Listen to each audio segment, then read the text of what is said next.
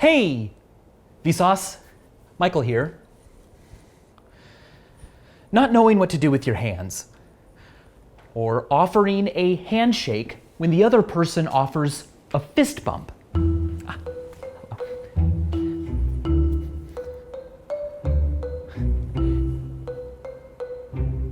Forgetting someone's name.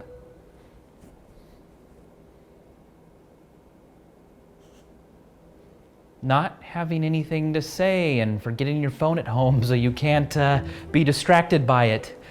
Getting caught staring at a stranger. Striking up a conversation with someone you don't know in a bathroom. Someone oversharing, telling a group too much information. Overhearing a couple breaking up. Noticing food in someone's teeth, but not telling them, and well, now it's been too long and bringing it up would be weird.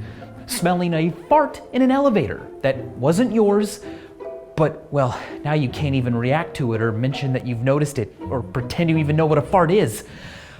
All of those things are awkward.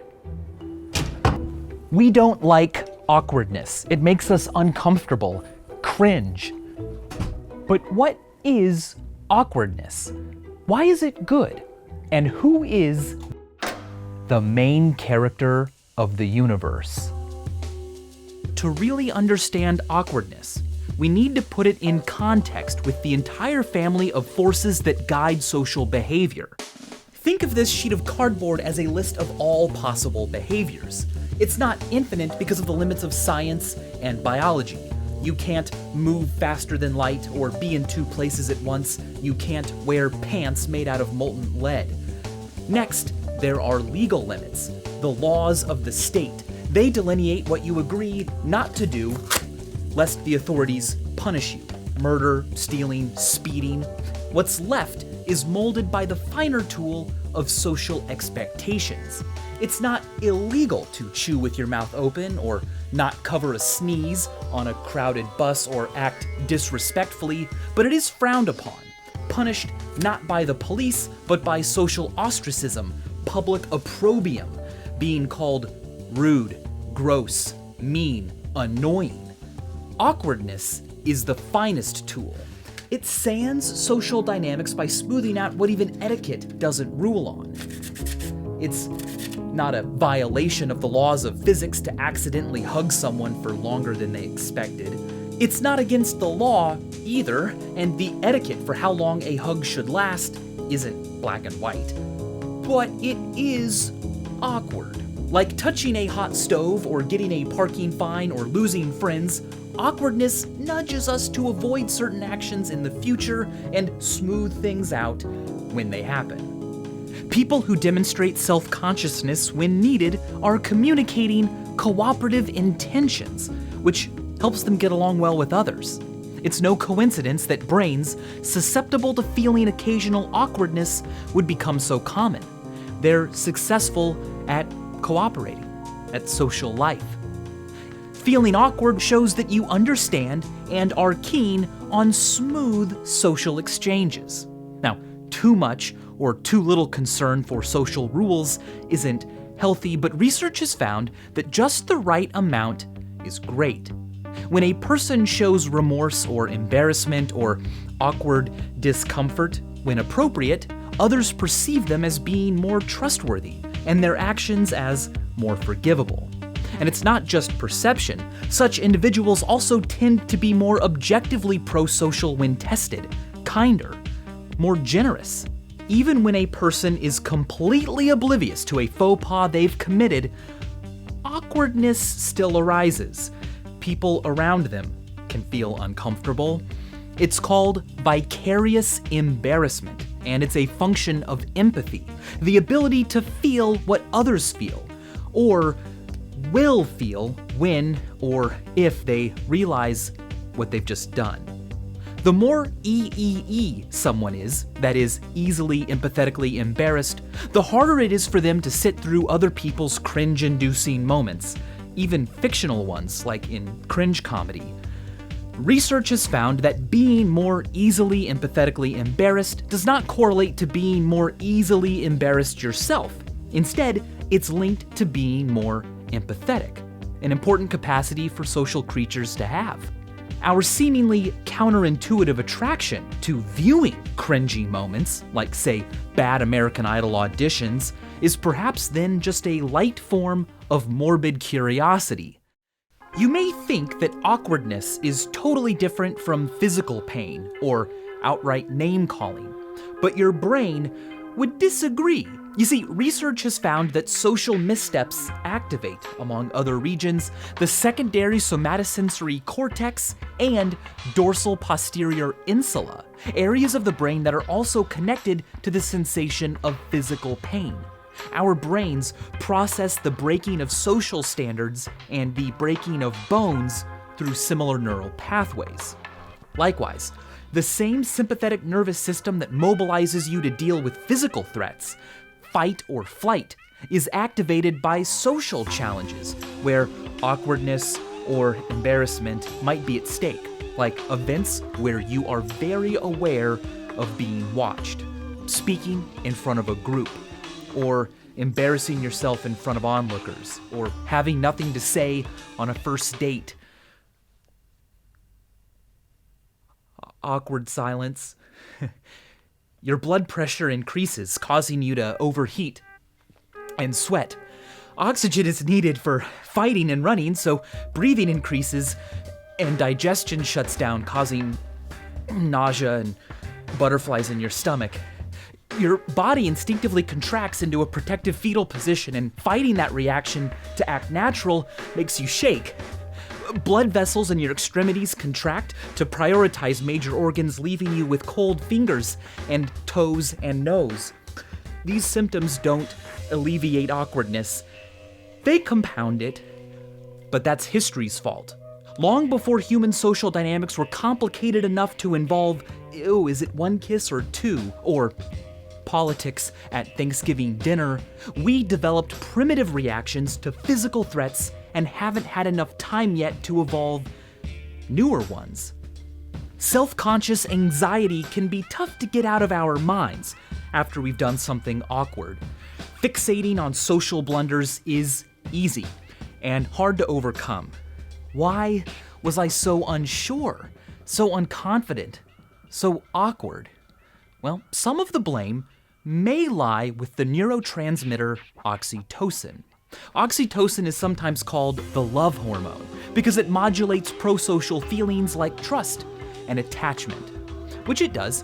In fact, nasal sprays of oxytocin are being used to increase trust during couples therapy and in the reduction of anxiety and depression. Though there are fears that it could also be used to deviously increase trust and make a person more susceptible to con artist schemes. But oxytocin also modulates negative social feelings like fear and anxiety. A dose of it makes people better at recognizing the facial expressions for disgust and fright. It's also involved in the feelings that make us approach or avoid certain social stimuli. And it may play a role in making positive and negative social interactions more salient in our memories. That is, stand out more, command more of our attention after the fact, make us think about them more. Negative ones especially, because of what psychologists call negativity bias. All things being equal, negative social interactions and negative emotions have a greater impact on our mental states than positive ones. In fact, we have more words for negative emotions than positive ones, and a richer vocabulary to describe them. Thus, such memories and thoughts can be tough to just get over. What does the other person think of me? I was so awkward. Are they telling other people? We replay social encounters in our heads over and over again. Surely the person we were awkward with remembers us the same way we're remembering ourselves and is equally fixated on that awkward thing we did.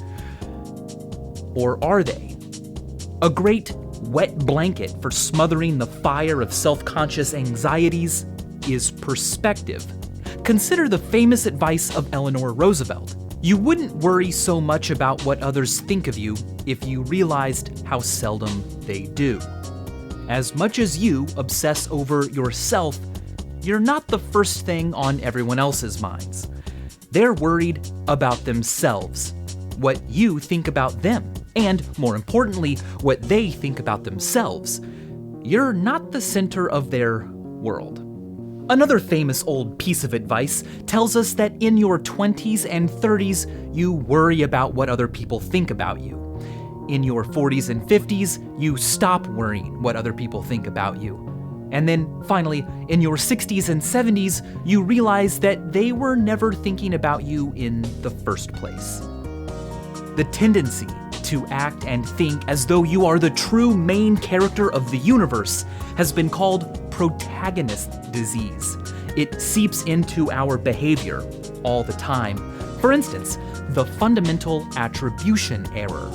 When evaluating actions, you often view yourself as a complex character acted upon by various challenges and antagonists, whereas other people are seen as just one-dimensional background characters with simple, unchanging roles.